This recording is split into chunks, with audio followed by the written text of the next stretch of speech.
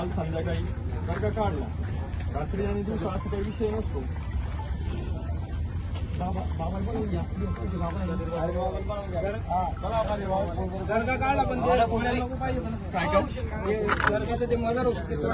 बघा ते सर्व अतिक्रमण होतं, त्याच्या बाबत जे शेतमालक आहे, जे कादर बाबा आहे, त्यांचा जबाब आपण नोंदवलाय आणि कायदेशीर मंजुरी घेऊन आणि तो काढलाय. ते अतिक्रमण होतं रस्त्यासाठी.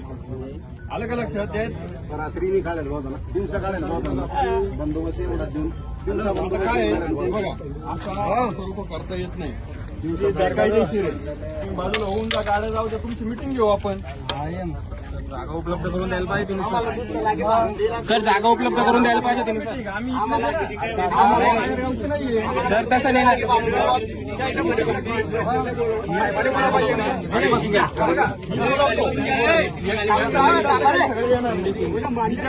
मी 11 वाजता सगळ्यांना बोलवतो, आपण इथंच मिटिंग घेऊ.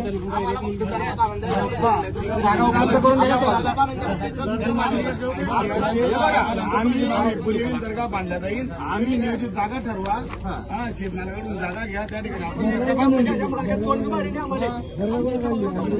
खाली बसून घ्या रे.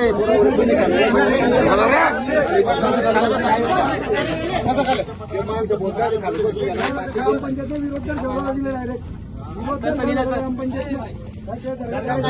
वरून मंजुरी आल्यानंतर ते करावं लागतं.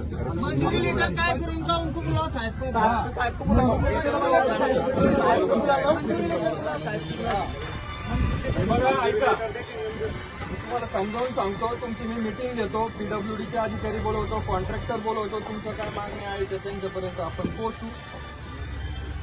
आता बाजूला होऊन बोलवतो ना, पण एका मिनिटात तर कोणी येणार नाही ना.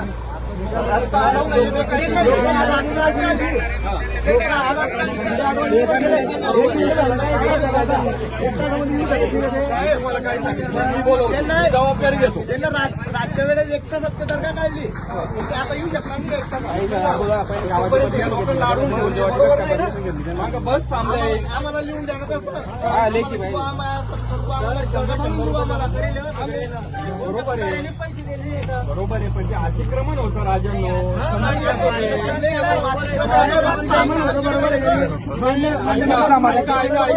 तुम्ही टीव्ही बघत असाल, न्यूजपेपर वाचत असाल, जिथं जिथं अतिक्रमण ती शासन काढतंय. जागा उपलब्ध करून द्यायला पाहिजे. आता फक्त 200 मीटर जागा उपलब्ध करून दिली. मंजुरी आली तर काढलं जातं. मंजुरी आली तर काढलं गेलं. सांगतो आता पीडब्ल्यूडी अतिक्रमण दिसलं म्हणून, आता आरटीलेल्या हायस्कूल पासून जे अतिक्रमण करत आले काढलं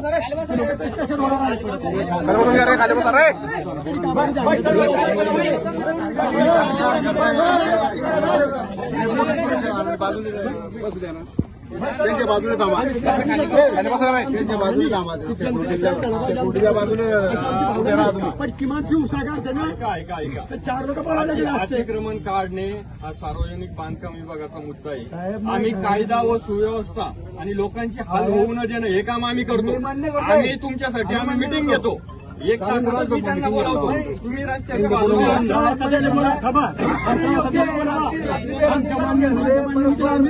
सर्व 11 वाजता जर मिटिंग झाली तर मग आम्ही पोलीस स्टेशनला मिटिंग घेऊन आपण 11 वाजता चालू ना तुम्ही. 11 बरोबर